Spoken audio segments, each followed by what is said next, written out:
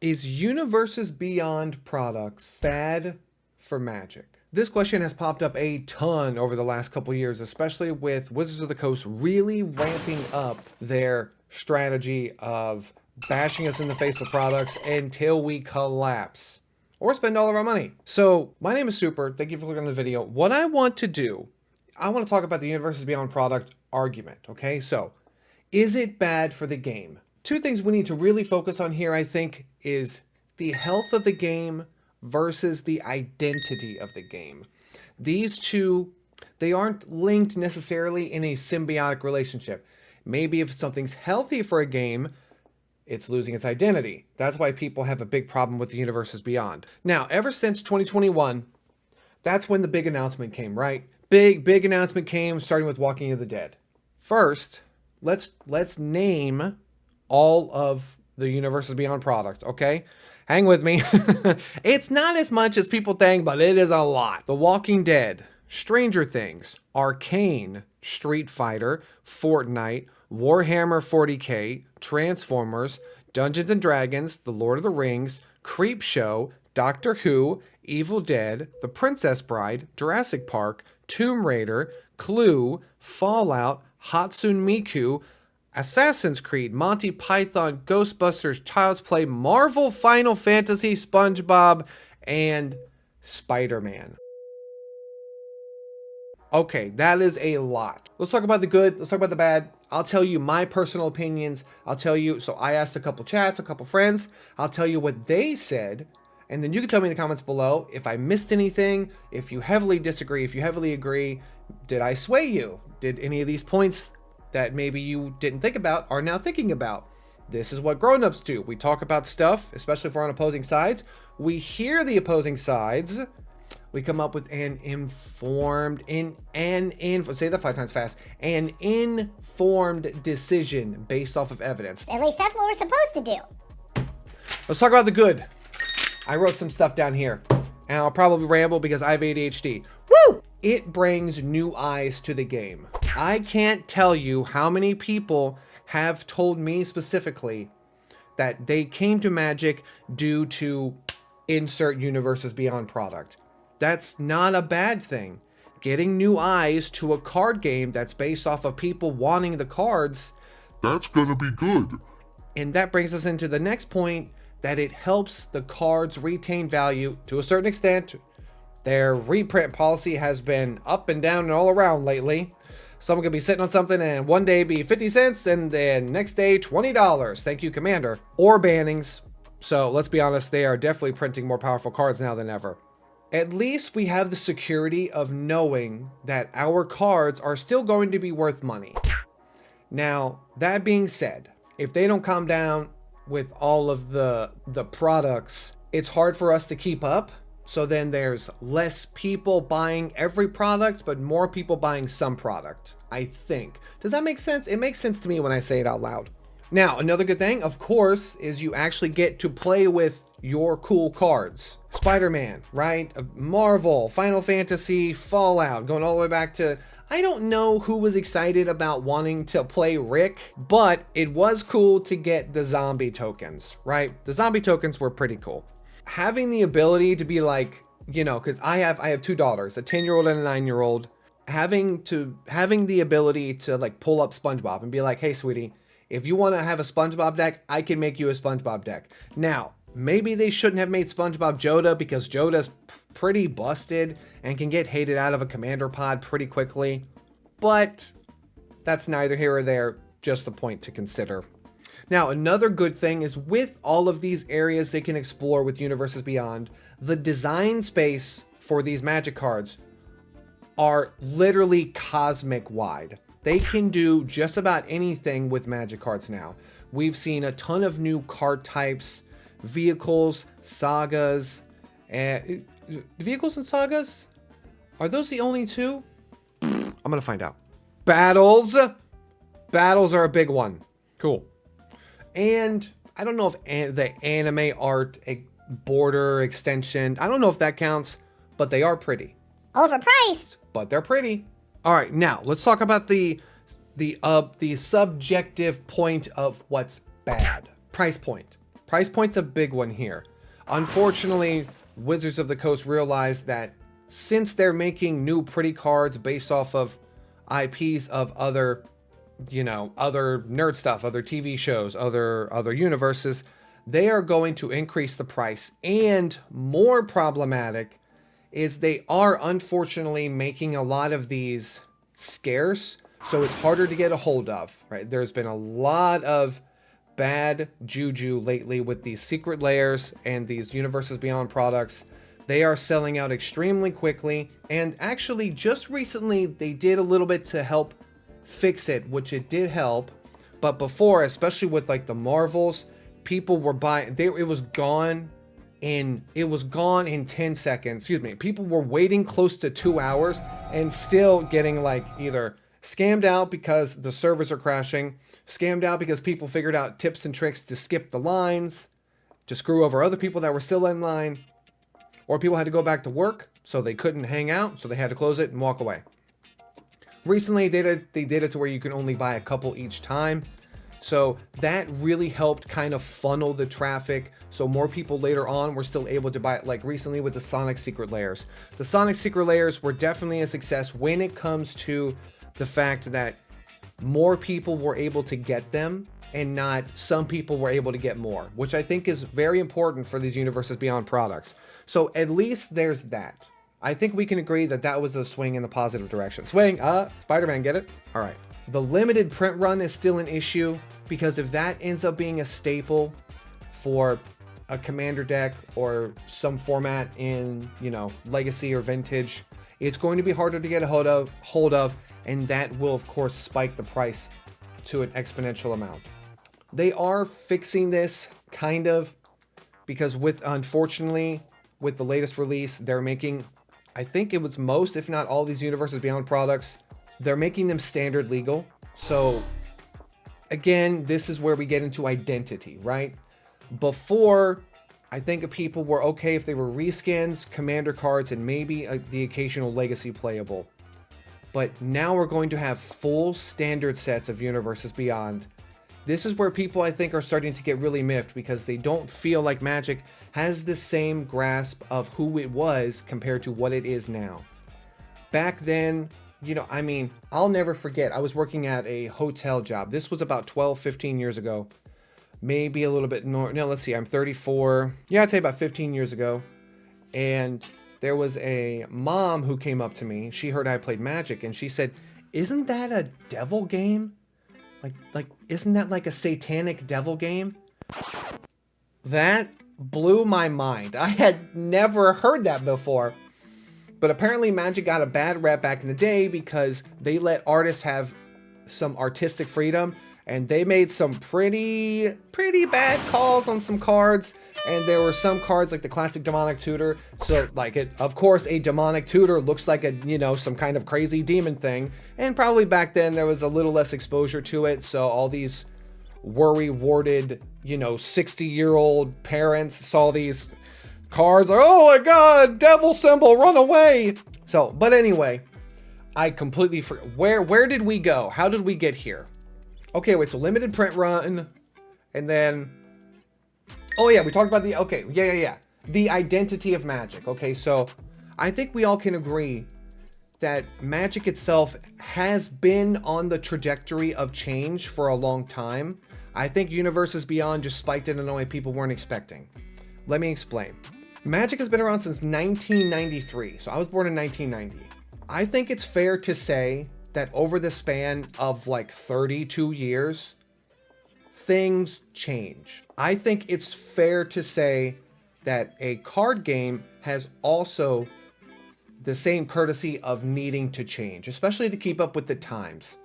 Back then, I think they could get away with more not questionable, but detailed, not necessarily safe for work art, right? Not in the sense of anime, but in the sense of when someone looks at it, they might not think it's a playing card. They might think it's a card used to summon witches and demons, like a Ouija board, which we're not allowed to have in the house.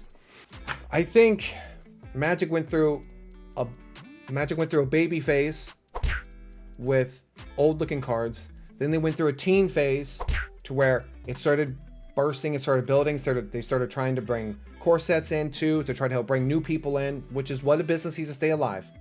Then, now this last half, they're grown up, they have time to do what they want, they have money to buy what they want. This is a crazy, I did not mean to do this.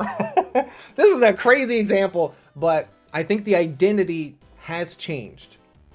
The problem is that now they're pushing out so much product that Edge of Eternities, I think, was actually a really good set, but it is so washed down and watered down by Spider-Man and Avatar and God knows what else came before it. And we're still reeling from Final Fantasy, which had great cards.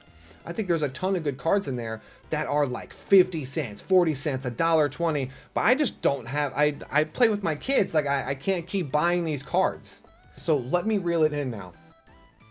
Most IPs don't feel like Magic. Even now, Magic has like a new, vibrant, flushed out self. Most IPs don't feel like Magic, and that's why people don't like it. I think, if I can speak for some people, if a card is reskinned, right? So reskinned meaning it is a card before it comes out, and then they just slap a new face on it, like SpongeBob did with Yoda. I think people are more accepting of reskins than original designs. I was so heavily against, and still am, original design cards without them having a counterpart in the actual Magic world. So I did not buy the Walking Dead set. I didn't try to buy the Walking Dead set. I was fully against it, still am to this day, just for strictly on the principle of the matter. But now we've got another problem with things being shifted into standard. Oh, come on now, come on camera, stick with me. With things being shifted into standard, now every deck is going to be filled with things that don't feel like Magic.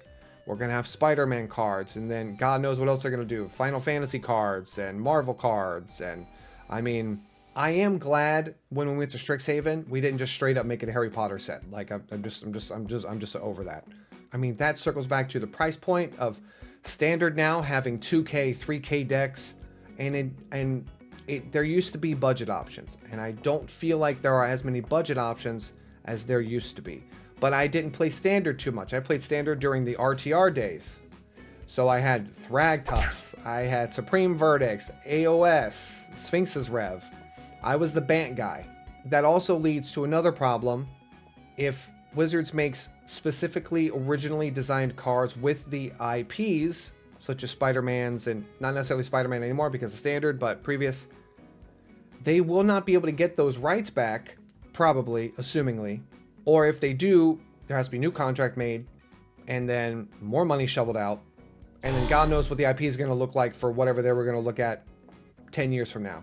So it makes it harder to print that card that was from an original IP that wasn't Wizards of the Coast. It makes that harder to put into an actual Magic set. And just like I had mentioned, if that card ends up being good and it doesn't have a Magic variant, people it's going to be sought after like crazy, and people are going to miss out, or they're going to have to suck it up and spend $200 on a Magic card. The One Ring. Let's talk about the One Ring for a second. They said the One Ring couldn't be bad because they tried doing bad in terms of like negative impact cards before, and they didn't do well, which is very true. But let's talk about the One Ring on how freaking busted it is. Thank God I picked one up. Someone was, I think this was it's like right before it spiked, or it was like right after they just reprinted that like special gold. What was that? Like it was like a box. It was like a box art or something. I bought it for like $32, and I told her, I said, you should keep these. Like, I feel bad buying this, but she was like, no, it's fine. I know they're gonna spike. Like, I don't care. I'm just trying to clean out a binder. And so cool. So I still have that. The fact that the One Ring was made, with the power level that it has, is absolutely astounding. I mean, it is like crazy. It's like worse than Oko. And the fact that it was like a 4 in most modern decks, and then like every commander deck wanted one. I mean, they couldn't print that into oblivion. Like, they literally couldn't do it, nor would they. Anyway, let's kind of revamp. Let's kind of talk about it overall sense as much as I can with my ADHD focus, non-focus. I think people are more okay with reskins than original designs, and I think they're even more so disliking that they're going to be standard legal. I think that's fair. Power level of these cards, I think they have revamped their power level astronomically, exponentially. Everyone knows it. It's ridiculous now. So I think that was going to happen without Universes Beyond. We just see it more because they slap a Fallout sticker on it or they slap a Marvel character onto it. In terms of the health of the format, I think we can agree Magic has never been healthier because of how much money is getting pushed into the game. Unfortunately, that's just the way it is right now. They are overprinting so many products, or not overprinting, excuse me. They are overproducing so many products. Hey, cat. My cat's trying to jump up here. Here, you need help? The window's closed, bro. You want to jump up there? I mean, it's closed. You want to jump up? No? Okay. Anyway. Where was I? Oh, health. So in terms of health of the format, unfortunately, there's more money now in Magic than ever. As a collector aspect, I think collection of Magic is at an all-time low. All-time low. You either get lucky, you either spend $1,000 on a collector box and you get, you know, one of those like 1 out of 10 variant whatever things, and you're able to like sell it for like 10 grand. I think unless you do something like that, and probably 8 out of 10 boxes ain't gonna have that, and then that 1 out of 10 isn't gonna be worth anything. So you have a 1 out of 10 not even 110 is such a good number. There's probably like 1 out of 10,000 that is actually worth money. Come on, camera, keep up with me. Woo! In terms of identity, I think this is going to be a very harsh, subjective look into what you think Magic is. But I hope my I hope my ADHD ramblings have been organized enough for you all to keep up with me. This is my first Magic video that I've made, and I would like to keep making more Magic videos. I'm going to be making more Magic videos because I feel like I have so much to talk about. And I want to talk about Commander cards. I want to talk about my favorite Commander decks. I want to talk about the recent one that EDH Rec made, to where it was Joey taking apart all of his Commander decks and starting from scratch, which I really want to do because I have like 20 Commander decks and like I'm about to go freaking nuts. Plus, Kenobi did some recent videos that I really liked as well. I'm sure I'm not the only content creator to talk about this. I hope I have brought some different points for you to consider for either side. Me personally, I do like Universes Beyond. I'm tired of them printing so many products. I don't necessarily agree with that strategy, but unfortunately the numbers don't lie and they are making billions of dollars. So unfortunately, that's just the way the world is, right? So now we have to ask ourselves, for those that don't like it, what do we do?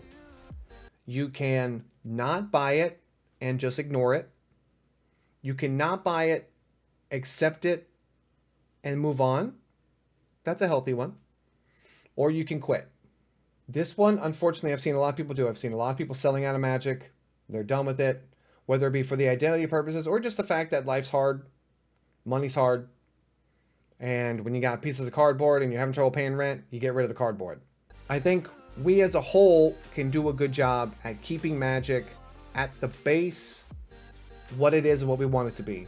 A fantastic favorite card game that gives us a reason to interact with people and play with our favorite pieces of cardboard. Honestly, that's what it is for me.